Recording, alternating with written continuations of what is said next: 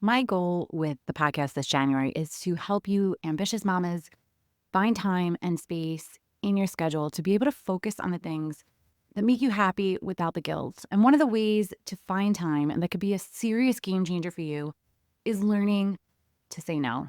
I know it sounds so simple, but for us working moms, saying no can feel impossible. We want to be everything to everyone: the all star employee, the perfect mom, the supportive friend, the hostess with the mostest, the good old people pleaser. But if you want to crush those goals you have for this year, if you want the dream that is on your heart to become a reality, then saying no needs to become a skill you perfect. And to also help you out with those goals you are setting for yourself this year, I'm sharing my goal manifesting planner that I created for myself to use this year, and I'm sharing it with you for free. It will help you get so clear on your goals, help you build awareness of what is holding you back and what you need to push forward. So grab your copy in the show notes and let's jump into today's episode. Are you feeling overwhelmed trying to juggle all the many hats you wear as a working mom? Do you want more quality time with your family without distraction of work and time alone to take care of yourself and your needs? Welcome to Mom Wife Career Life. I'm Kerri, a wife, mom of 3, and a recovering perfectionist. In this podcast, I will teach you how to create balance in your life by implementing healthy habits, organizing your home and your schedule, being intentional with your time and in your relationships, and most importantly, how to start putting your needs first, because no one can pour from an empty cup. Grab that second cup of coffee, or if you're anything like me, your third. It's time to dive into today's episode of Mom Wife Career Life. I was the ultimate yes mom. I signed up for everything when people were looking for volunteers. If someone asked me for something, I would always do it. But that is a quick trip to burnout. And I've had some serious seasons of burnout in my motherhood. Every time we say yes to something that doesn't serve us, we're ultimately saying no to something that really matters to us, like our sanity, our energy, our peace of mind. And I'm all about helping you create not only that physical space, but that mental space too. So today, we're diving into 10 things that us working moms often say yes to, but should consider saying no to get back that time and space. These are in no specific order, and some of them may you relate to, and others you may have better boundaries in place already, but let's jump in. Number 1, overcommitting to work projects. How many times have you said yes to taking on extra work just because you thought maybe it would show how dedicated you are, or because you didn't want to upset your boss? I've been there thinking, if I just do this one more thing, they'll see my worth, or I don't want to disappoint my manager, so I'll take this on. But guess what? Overcommitting doesn't just lead to burnout. It often goes unnoticed. Start saying no to tasks that aren't part of your job description or that will leave you completely overworked. Number 2, volunteering for every school event.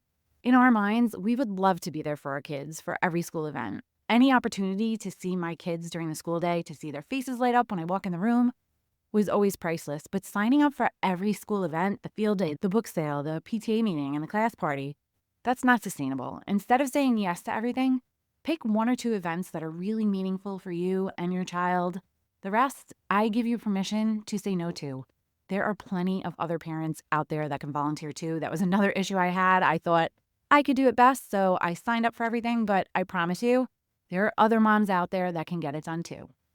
Number 3, hosting too many social gatherings. Whether it's play dates, birthday parties, holiday dinners, hosting can quickly go from really fun to completely exhausting. Trust me, it's okay to scale back, delegate some responsibilities, or suggest meeting at a neutral location instead. Your home doesn't always have to be the party hub or where everyone meets up. Although I'm not going to lie, I do like my house to be the go-to, but that's also because I'm a homebody, but it's nice to not have to prep or clean and go shopping and plan for events. The just showing up to a place really takes that mental load off and all the extra time spent off your shoulders. Number 4, unnecessary social obligations. You don't have to go to every night out, every birthday party, every charity event, or third cousin's anniversary dinner.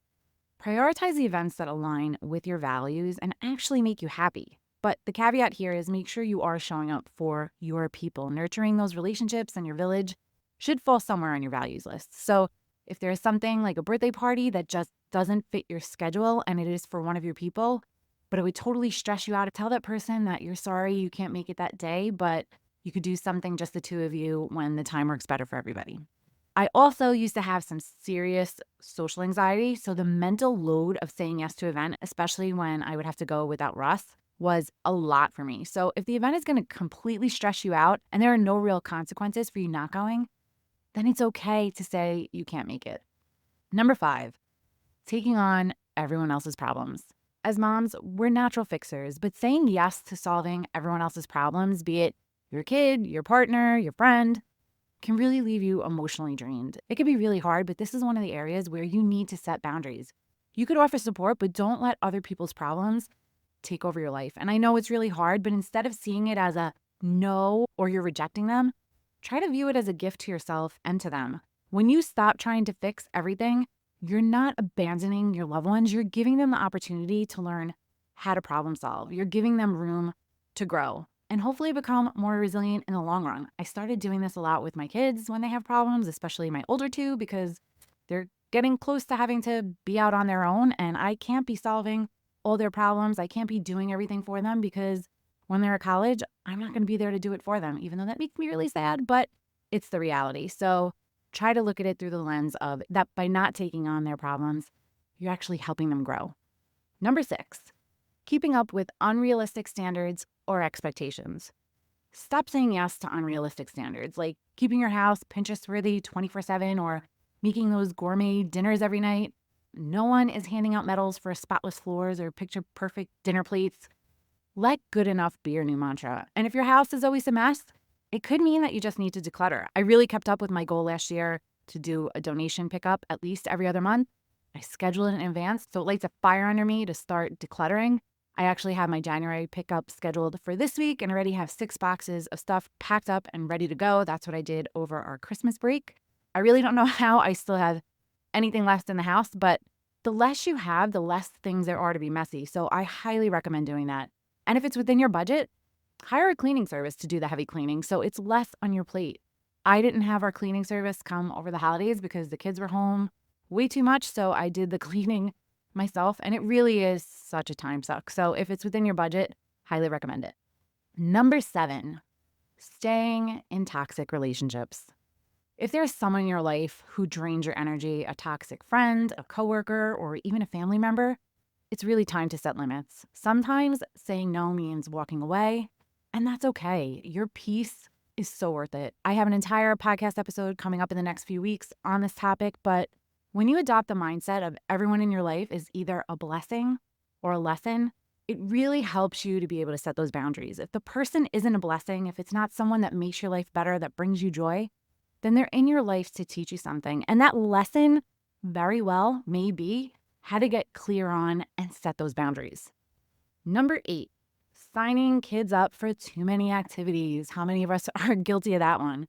We've all felt the pressure to enroll our kids in every sports, club, enrichment activity, but overscheduling really isn't good for anyone. So focus on 1 or 2 activities your kids genuinely enjoy and let the rest go. But I told my kids that if we do sign up for something, they need to see it through, finish the season, the course, or whatever that time commitment is. But if they didn't enjoy it, or it was a fight to get them to go every week, then we weren't signing up again. And that's something I strictly enforce. But also don't force your kids into things that you want them to be in, but they don't enjoy. It's really just going to make them resent it and possibly you too. Number 9, late night screen time. I think we're all guilty of it, that just one more episode and I'll go to bed, or I'll finish this email real quick and then I'll log off. Does that sound familiar? I get it, but these late night habits are robbing you of sleep and serious self-care. Set a bedtime boundary. Your mind and your body will thank you. I have an entire episode on creating a great nighttime routine. It's episode number 11. I will link it in the show notes. But a good nighttime routine really sets you up for success the next day. And last but not least, number 10, putting everyone else first. I'm so guilty of this one. I think we all are, but let this be the year that we all stop saying yes to the things that force us to put ourselves last, whether it's skipping a workout, delaying a doctor's appointment, or ignoring your own needs. It's really time to prioritize you because a burnout mom is good to no one. And this is just a side note. Get your preventive doctor appointments scheduled now. If you have insurance, checkups should be covered. You should be getting your blood work done annually, your annual physical, mammogram, pap smear, your skin checked, your teeth cleaning, an eye exam. And if you're getting to that age or have any family history of colon cancer, get a colonoscopy. I know they're not fun. I've had them done twice, but Better safe than sorry. You need to make time for your health, or your health will end up forcing you to make time for it. So stay on top of it, and not just your physical health, your mental health too. So make sure you are making time for self-care too. Saying no isn't selfish. Think of it as self-preservation. Every no you say creates space for a yes to the things that you really value. So start small this week. Say no to one thing that doesn't align to your goals or your value. Practice makes perfect. And the more you do it, the easier it gets. I promise you. I was in a season of saying no this past fall, and it's getting a lot easier to get clear and more confident in saying no. And remember, your time and your energy are precious. They are a commodity. Protect them fiercely. If this episode resonated with you, I ask that you share it with another mom who could use a little help saying no too. If you don't already follow the show, take a second and hit that follow button so you never miss another episode. Sending you so much love and light until next time on Mom Wife Career Life with Kerri Pat. Before you go, if you found this podcast helpful, I would be so grateful if you would take a minute, go on over to iTunes and leave me a review. If you have other stressed out mamas in your life that you feel this podcast could help, take a screenshot of this episode, post it on your Instagram stories and tag me, and let them know that they are not alone and they can create balance in their life too. If there's a topic you'd like me to cover or you just want to connect, DM me on Instagram at mom.wife.career.life, or come on over and hang out in our free Facebook community, Work-Life Balance for Working Moms. Sending you so much love and light until next time on Mom Wife Career Life with Kerri Pat.